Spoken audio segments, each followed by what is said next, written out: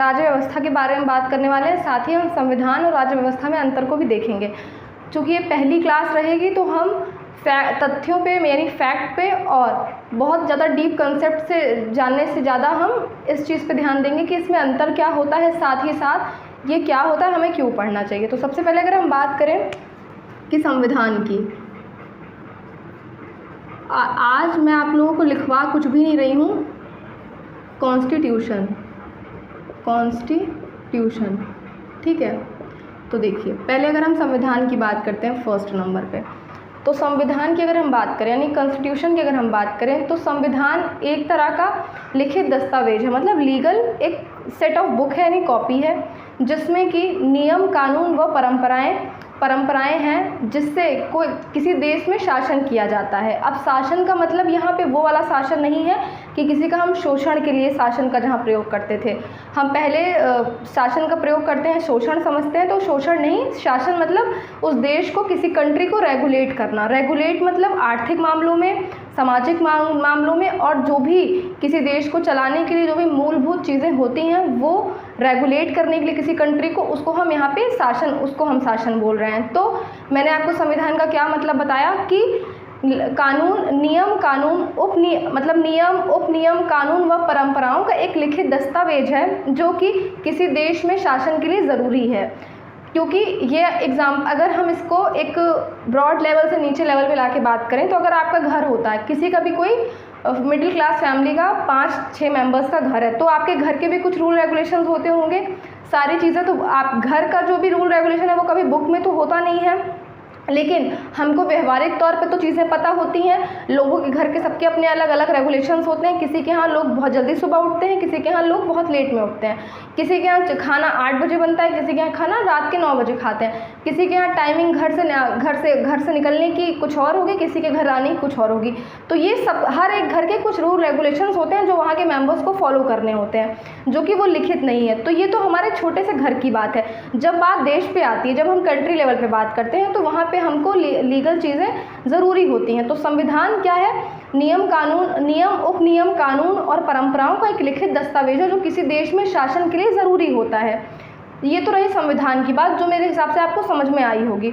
उसके बाद अगर हम बात करते हैं राज्य व्यवस्था की, किसकी बात करते हैं? फर्स्ट हमने संविधान की बात की, हम बात करते हैं राज्य व्यवस्था की।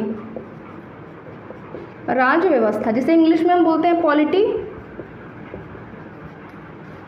अगर हम राज्य व्यवस्था की बात करें तो संविधान को व्यवहारिक रूप से सफल बनाने के जो कार्य होते हैं, जो प्रोसेस होते हैं, उसको ही हम राज्य व्यवस्था कहते हैं। यानी संविधान के व्यवहारिक रूप को लागू करने वाली जो व्यवस्था होती है उसे हम संविधान कहते हैं, उसे हम राज्य व्यवस्था कहते हैं। क्यों?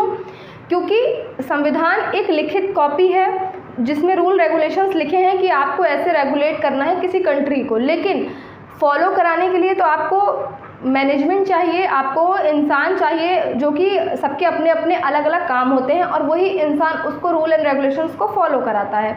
तो जो व्यवस्था इसको फॉलो कराती है, मतलब संविधान को, कॉन्स्टिट्यूशन को जो कंट्री में जो मेंबर्स रेगुलेट कराते हैं, तो उसको ही हम बोलते हैं कि वो एक राज्य व्यवस्था है, मतलब राज्य व्यवस्था के अंतर राज्य व्यवस्था है। अब राज्य व्यवस्था की आपकी कोई निश्चित डेफिनेशन नहीं है, मतलब निश्चित इसके बारे में हम कुछ नहीं, इसको हमको तथ्यों के आधार पर पढ़ना होता है कि राज्य व्यवस्था में क्या क्या चीज़ें आती हैं और राज्य व्यवस्था क्यों ज़रूरी है। चूँकि ये हमारी पहली क्लास है तो फिर से मैं आपको बोल रही हूँ कि हम तथ्यों से ज़्यादा कंसेप्ट पे ध्यान देंगे, मतलब हम चीज़ों को समझेंगे कि हमें ये क्यों पढ़ना है। अब हमें ये क्यों पढ़ना है? क्योंकि एक तो हमको किसी भी देश का जागरूक नागरिक होने के नाते हमें इसको पढ़ना चाहिए, हमें ये चीज़ पता होनी चाहिए, क्योंकि हर देश का अपना एक संविधान होता है, उसका जो स्टैंडर्ड होता है और उसका जो लिखने का और जो भी तरीका होता है वो अलग हो सकता है, लेकिन संविधान हर एक देश का अपना अलग होता है, क्योंकि संविधान किसी कंट्री को रेगुलेट करने के लिए ज़रूरी होता है। हमें इसको इसलिए पढ़ना है, पहला रीज़न ये है कि हम एक जागरूक नागरिक हैं, तो हमें ये पढ़ना चाहिए और हमें इसके बारे में पता होना चाहिए। दूसरी बात, चूँकि हम विद्यार्थी भी हैं साथ साथ में, तो ये हमारे एग्ज़ाम में भी आता है, तो इससे रिलेटेड अगर कहीं क्वेश्चन आते हैं या हमको अगर इससे रिलेटेड कोई एग्ज़ाम देना है, कोई पेपर देना है, तो इसके लिए भी हमको ये जानना बहुत ज़रूरी है। तो फिर से अगर हम एक बार रिकॉल करें संविधान को कि कॉन्स्टिट्यूशन क्या होता है, तो एक सेट ऑफ बुक है जो कि जिसमें आपका नियम कानून और परंपराएं हैं जो किसी देश में शासन के लिए ज़रूरी होती हैं। दूसरी बात, हम राज्य व्यवस्था की बात करें तो राज्य व्यवस्था वो व्यवस्था होती है जो संविधान को व्यवहारिक रूप से लागू कराती है, उस व्यवस्था को हम बोलते हैं राज्य व्यवस्था।